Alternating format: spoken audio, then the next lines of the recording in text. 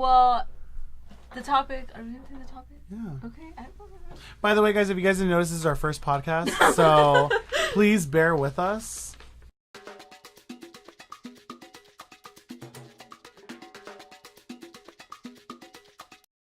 So, Anyways. Welcome, guys. Hi. Welcome to... Our new podcast. I don't know. What is it called, guys? Between the Borders. Isn't it? That's what we decided, isn't it? Between the Borders? Yeah. Is it Between the Borders? Yes. Yeah? Yeah. I like it.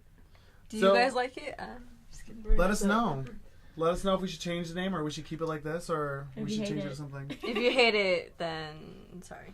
So before we start the podcast, I just wanted to say real quick, amnesty is an official pardon for people that have been convicted of political offenses or the act of an authority by which pardon is granted to a large group of individuals. Yes. So I just wanted to open the podcast and say that before anything. All right. Thank you. So should we introduce ourselves? Yes, let's introduce yourself. You You go can first. go first. You want me to go I mean, first? you were talking. I feel like since you brought that up, you should go first. Well, my name's Jose, but people call me Jay. I am Mexican, white, and black. And I am a journalist. Really? Yeah. You work on Viewpoints? Yep. Yeah. Yeah, I do. We're all Viewpoints, except for our special guest. Yeah. here. Well, hi. My name is Nahid Ponciano. I am Mexican and Guatemalan and American.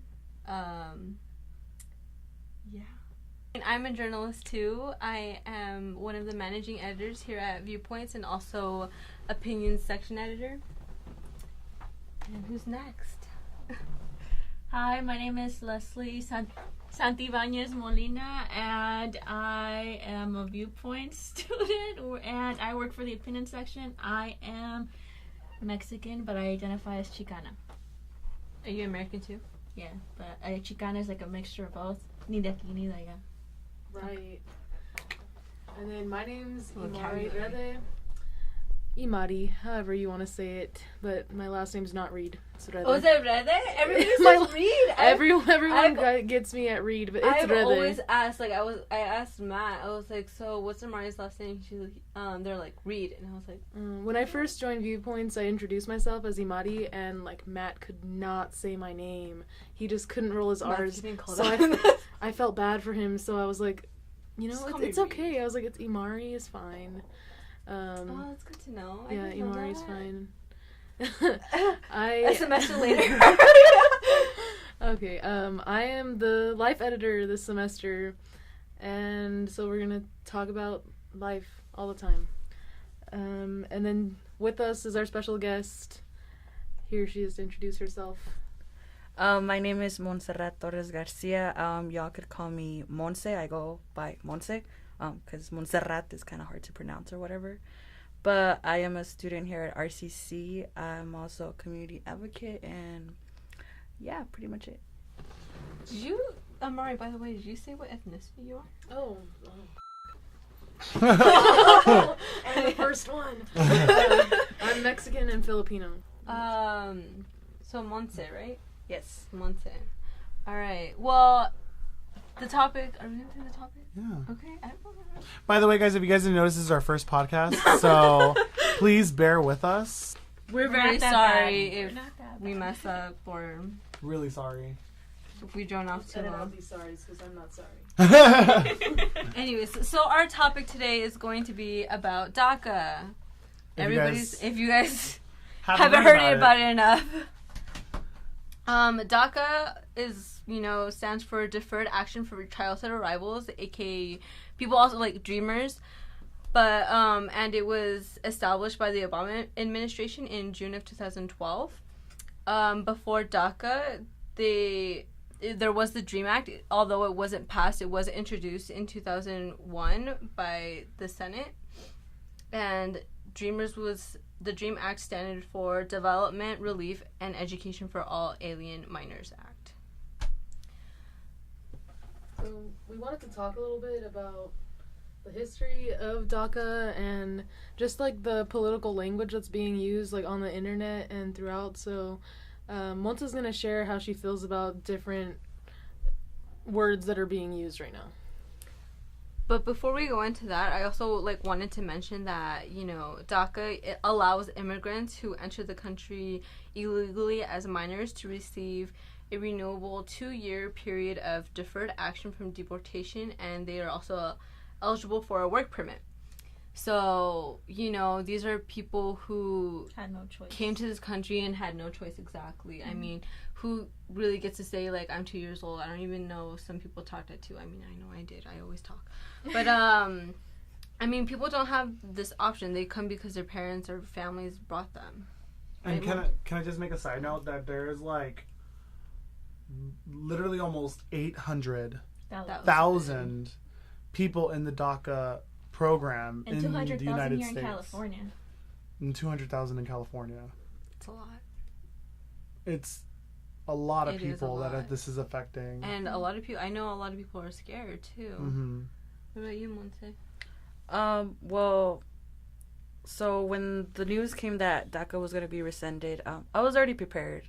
I wasn't.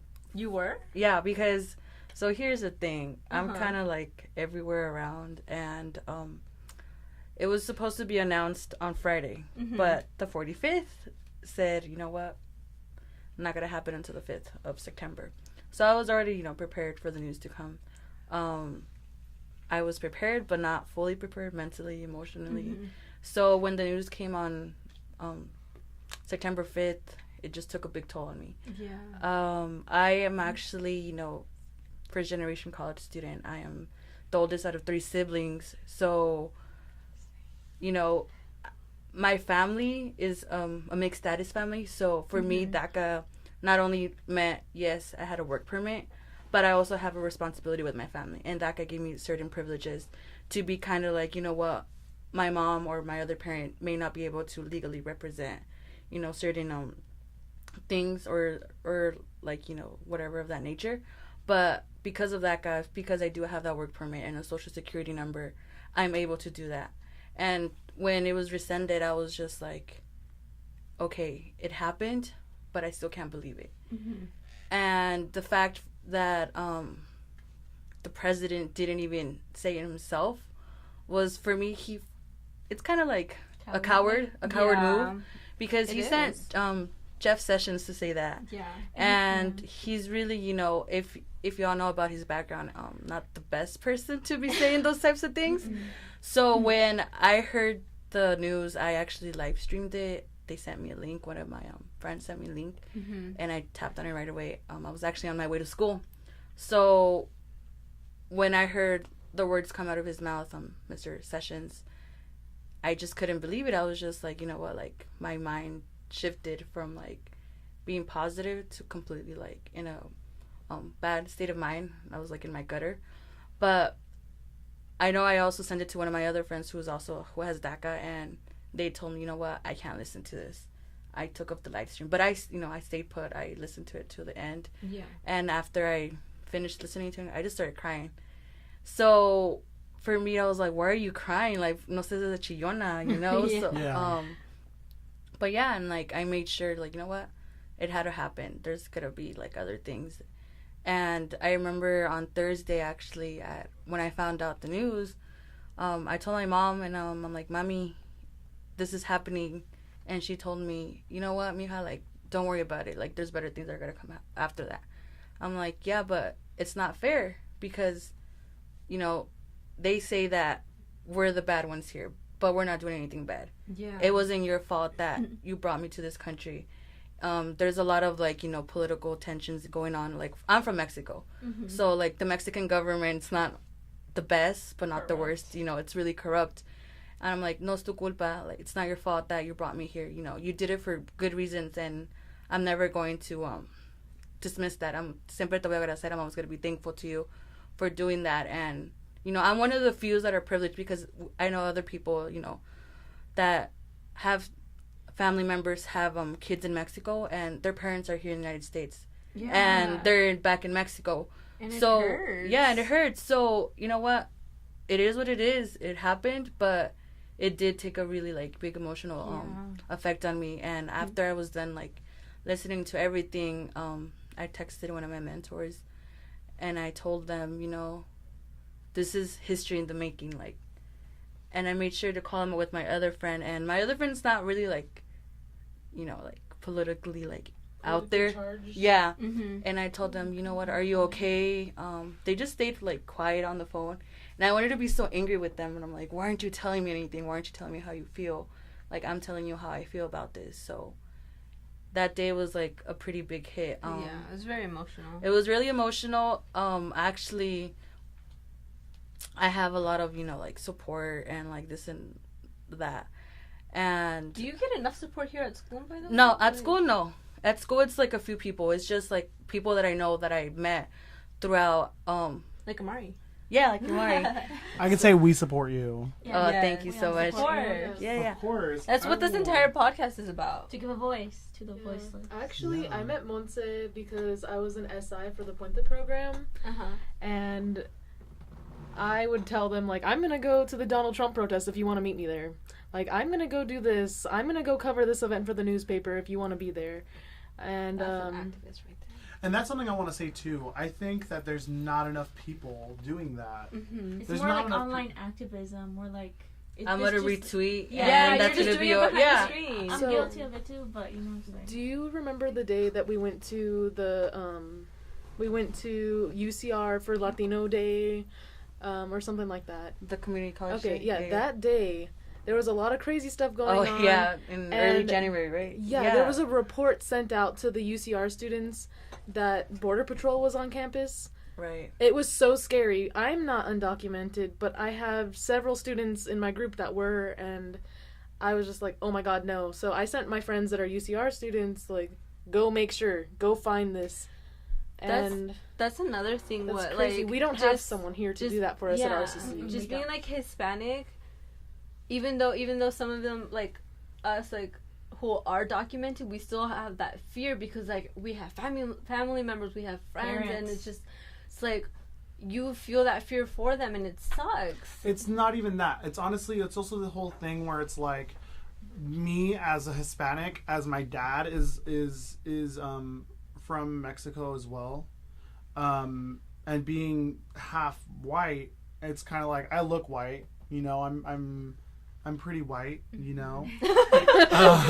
Light skin. light skinned it did, okay. Mm-hmm. And the thing is, it's like if I wanted to go to San Diego with my dad, my dad has his papers and all that stuff. Good for him, I would say that we're blessed to have that, because not everyone's blessed for that. But just going to San Diego is just a mission Scary. because my dad is like, I'm scared of getting pulled over.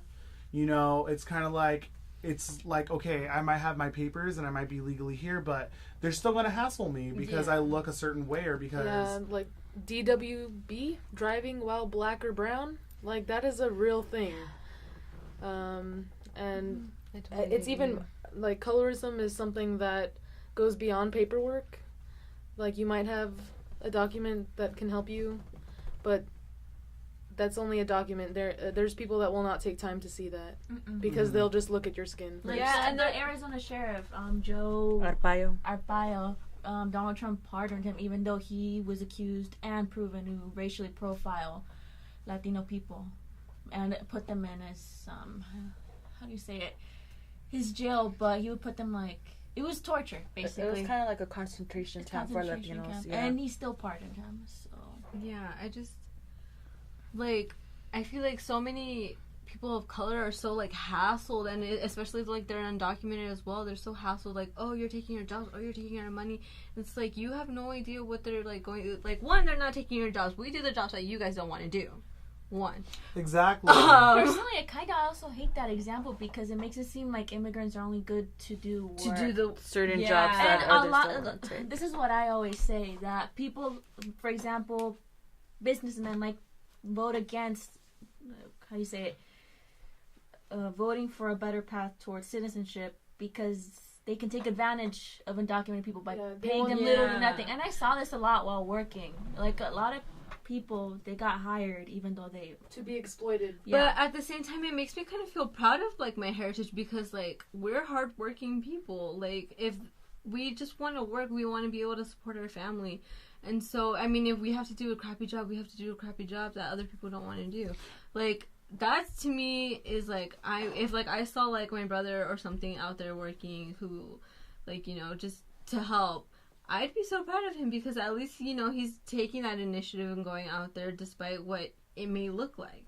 Yeah. The other thing that is kind of off to me is that, sure, DACA students, you guys have work permits and you guys have social security numbers and all that, but what happens after you're done with school? So that's that could really, you know, it goes either or. DACA kind of stereotypes us in a way because not only there's like certain terminology thrown around such as the word dreamer. What was it again? My name? Yeah. Sorry. Nahid. Yeah.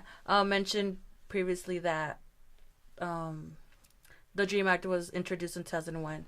So the word dreamer to me, and that takes offense to certain community because, you know, the Dreamer movement began in 2001. But sadly, legislation in Congress and the Senate didn't want to pass it. So once DACA came in 2012, appointed by President Obama, that terminology kept, you know, it rose off the roof. And just to make it clear, we're not dreamers because the Dream Act did not pass, although they're trying to make it pass again, the Dream Act 2017, to make it more inclusive to other DACA folks. That's another thing, too. It's kind of just like you're calling someone a dreamer because they're trying to go to school and trying to better their lives. How is that them? How is that them dreaming? What if a white person or a different person of color or, you know, someone else went to go to school, like African American or white or Asian or any of these other ones, they're not considered dreamers. They're just considered as American citizens going to school. But as soon as you're not an American citizen, you're dreaming. That doesn't make sense at all. So, you're bettering yourself. You're not dreaming about anything. I feel like this is trying to put the American dream onto people, like using the word dream. They're like, the American dream is a lie. I agree. Yeah, I'm gonna I agree. Okay. Said that and people look at exactly. I like how we all react to this. So, Leslie, like you have to work more than one job. If you work fast food or retail, you have to work more than one job to support yourself and your family. You can't afford. You can't even support your family. You can barely pay your own bills. And before the podcast started, we were even talking about this in some European countries. Like, you can work at McDonald's and support a whole family and own your own house just being a cashier at McDonald's. And you get treated like crap. Yeah. by over most here, I mean, people. you don't know about over there in like European places. I mean, they could be nice. Over here, they get paid vacations in some countries, you know, like because it's true. Like when you get stressed like that, it causes depression, and you know, 90%.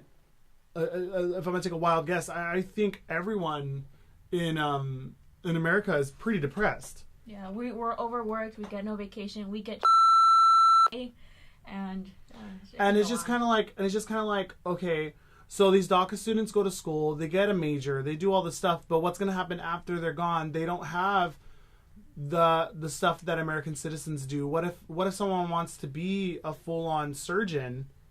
And they're going to school to be a surgeon. What happens afterward? I mean, it's so different to get your doctoral degree there. I have a few friends that are doing that are undocumented, and it's so much paperwork. And to get funding for that, it's a very low chance to get funding, and it's just like, keep dreaming. Like it really. And that's why they're called I feel dreamers. like the dream, like it's kind of a joke. Like it's a very oppressive narrative that they imply on us because. Yeah, they say that we're dreaming, but are we really? Like, isn't that everybody's end goal? Like, those that want to pursue a higher education, those that want to get, you know, what they say, a higher paying job or whatnot.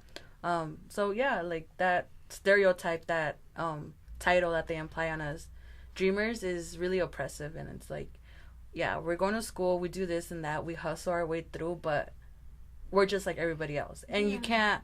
If you see me down the street or walking around campus, how do you know that I'm undocumented? Exactly. How do you know that I'm like this and that? Let's like go out of your way and be like, I'm gonna check if she's undocumented. Yeah. So and like yeah, that. right. So how does the American society, like, you know, find us or like look for us, because we might be just like everybody else, you know. Yeah. We were raised here and all that. That's why, like, yeah, I mean, that's why there are people who, like, do hide it if they're, like, undocumented, because, like, they don't want to be known, because just in case, like, I feel like that's another thing that kind of sucks with, like, the whole DACA thing and then getting it rescinded, so that, like, the possibility of future mass deportation. And it's like, you guys are known, you guys are in a system.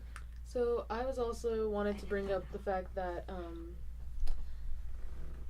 a lot of undocumented people don't have DACA. Like, the parents that brought their children here are not protected. So we have some students that are protected, that they won't get deported, but when they come home from work, you know, there's still a fear that, like, their mom, their grandma, their uncle, like, whoever's living with them might not be there because they don't have the same type of protection. And even with that protection, being a person of color and, like, going, you know, on the spectrum of color all the way to being black, there's a lot of black undocumented people here.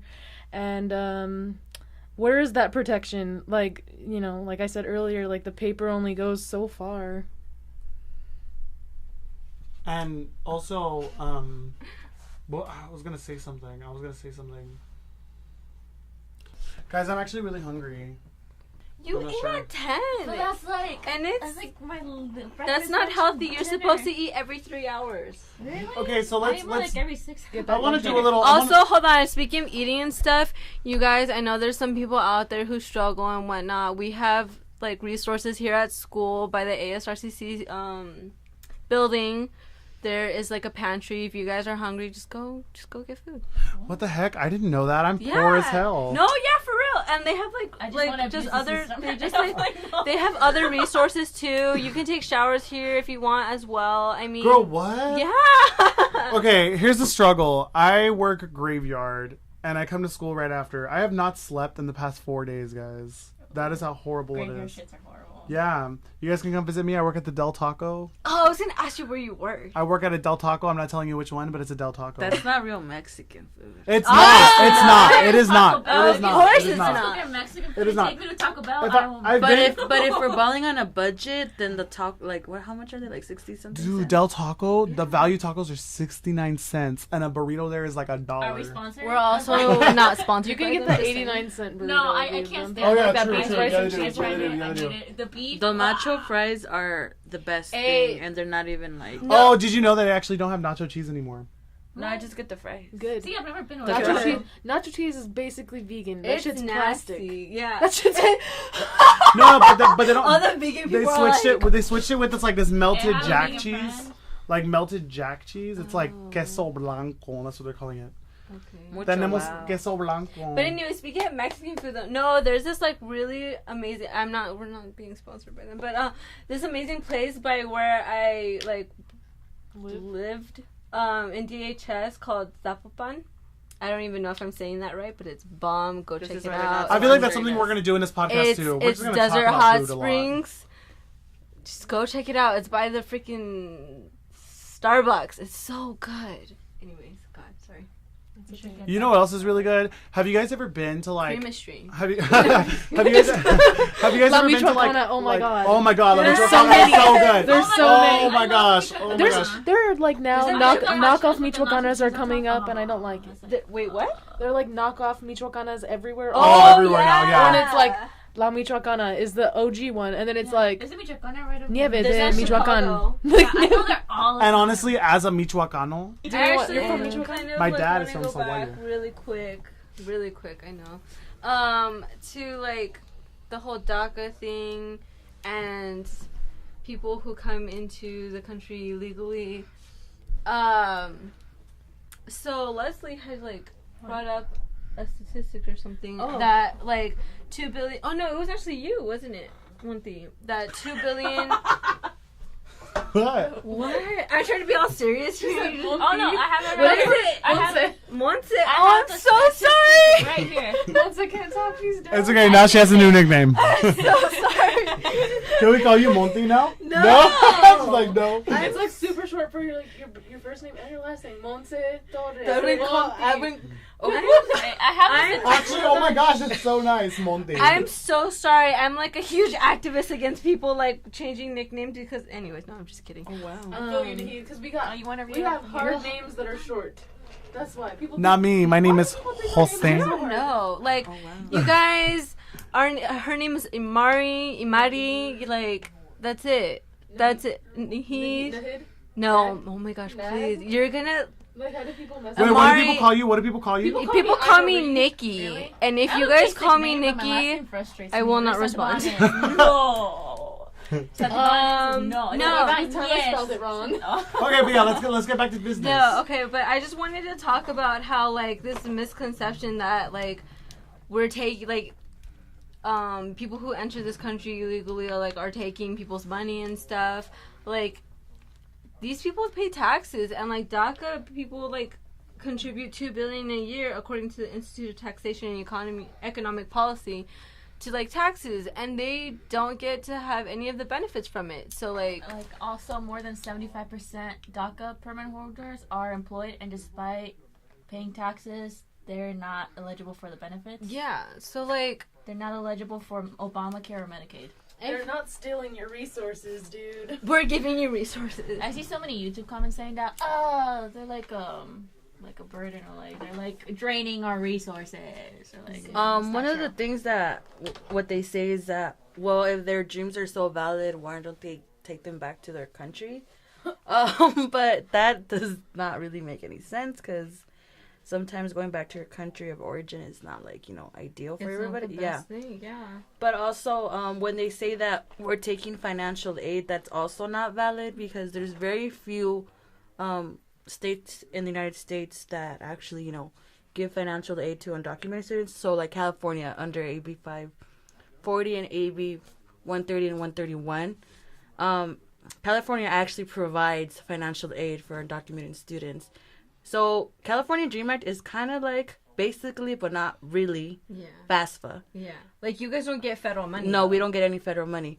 So, that only applies to us, such as, in community college, we only get the BOG waiver and the Cal Grant if we have a good GPA. That's pretty much all we get. Everything else, para nada, Yeah. So, when they say that, well, why are they getting free financial aid? They're not. We're not. I'm like, they're not. We're not. Wait. Here's the thing. Isn't financial aid free anyways? What? No. No, it's not. I mean, it's paid by taxes. It's paid by taxes, and it's which we comes from the contribute federal to. government. Yeah, but here's the thing though. As people who live with their parents, and as most people graduate high school at around the age of 17 or 18, you're not paying taxes yourself. You're not. unless you're working. So everyone, unless you're working, yeah. But here's the thing though. Most people that get the money aren't the people paying taxes. Yeah. So everyone that initially gets financial aid are not paying taxes. So they're getting the financial aid for free. But if their parents pay taxes. Yeah, it's on their parents. But that's the thing though. But Latinos pay taxes too though. Exactly. That's what we're saying. Like they pay taxes, but they don't get any of the benefits. Mm-hmm. Like WTF. And honestly, like most people who are citizens here receive tax refunds. They don't. And receive tax refunds and still get the FAFSA. Messed up system, right? You don't have to claim your Pell Grant on your taxes, do you? I don't know. I think I'm just starting. I just got a job. I just did my taxes for the first time. I'm just gonna do taxes. I did last year. I got a refund. Yeah, I got a little refund. We're all young in here, Yeah. so we are still experimenting and learning with taxes. But yeah. Let us know if you know how to do taxes so you could explain this to us. Yeah. Any mathematician. Also, I wanted to mention something about, like, you know, how people are making statements, like, hire people. Like, the mayor of Chicago was like, I'm banning Trump from our city. The DACA recipients are more than welcome to continue their education and stuff here. Well, that's, like, all, like, fine and dandy and stuff. Like, there's only so much power that the states have. I mean, you can say that, but then what if, like, you know, the federal government's like, okay, you don't want to comply with us, we can just take your funding away. Then what? Then everybody else has to too. California, we would be like, fine, do it. We're the sixth Yeah, I mean, largest we economy we make more money than we're the entire sixth largest economy in the world. I know. But I mean, those like smaller states, like in the Midwest, that have like smaller populations of Latinos. But even though they have smaller Latino populations, they still have large Black communities and like low-funded areas. So I think that already shows that if they say it was somewhere in the Midwest or Ohio, I don't know, wherever, they're not going to get their funding, and they might not care. Mm-hmm. Because they're like largely like white supported, but even there's a lot of white communities in that area that need more funding too, and they don't get it. So I mean, the federal government isn't doing too much already. So I think some places, if their officials were that about like supporting their people, then they might be like, you know what, we don't need your extra funding because y'all don't help us anyway. I have a question though, like, kind of like wrapping this up. I was just wondering, do you like, what if this does happen? What if like mass deportation does happen? Do you know what you're gonna do? Like, do you have any plans? Like, for me personally, so I'm from Veracruz, so that's like way down, like Mexico. It's like kind of like over there. Google it. Google's a Mexican, like, you know, whatever. Mm-hmm. My family's like, you know what? It's always been like that problem. Even with DACA, when I was, you know, my plans for the future, you know, go to school, do advanced parole, which you could have gotten with DACA.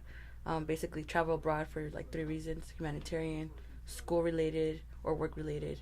My plan was to go back because I have grandparents. So, you know, use that work, that authorization, go back to Mexico, see them, because I haven't seen them since I was like 4. And my life's here. I can't really, you know, expect to go back. And if it comes down to that, build up from it. You know, it doesn't end here. Like, yeah, it's really bad, and we want things to get better, but just because that happens doesn't mean I'm going to give up. Yeah. I still have a long way to go. Other people have a long way to go. And what you mentioned earlier, or somebody mentioned earlier, there's other folks that don't have DACA who could have qualified for every other reason, but there's one requirement under DACA that they missed, you know. And there's a lot of also undocumented students who don't have DACA, who have to figure a way to go to school, to be able to earn money to pay for school. Mm-hmm. And even though, California does have the Cal Dream Act and does provide a certain amount of financial aid, students still have to figure a way out. If you do have DACA and you don't go to school, that's perfectly fine too. If you have a good job and you're not only, you know, like what they say, quote unquote, contributing to the economy, you're contributing to your family or to yourself. So one way or another, we figure it out. It hasn't been entirely bad, you know. This program was started not because Obama was like, hey y'all, I'm gonna give you this program de la noche a la mañana, you know. Mm-hmm. It was because a lot of activists, a lot of community advocates were out there, you know, pushing him to do something, because we came out of the shadows. A lot of them, you know, like the OG, like original ones in the early 2000s, they came out of the shadows to support and to, you know what, acknowledge us. We're doing the best that we can. And they managed to go to school, to do this and that. Just because we're undocumented does not mean we're going to give up. Yeah. So, yeah. And that's a good note to end this podcast. Yeah. Just don't ever give up, guys. And honestly, be respectful. Like, keep fighting. If you have show compassion. If you have resources that you can share, and like if you're like any person, like it doesn't matter if you're documented, undocumented, a citizen, where you're from, white, black, Mexican, whatever. If you have resources, you should help people. That's the best thing you can give, is resources to people. And I think a lot of communities of color, that's like why we consider ourselves communities, because we live together, we love together, and we make shit happen. Thanks for listening to Between the Borders, our Viewpoints podcast. Please look at the links below and the links at the video for past podcasts and links to our resources.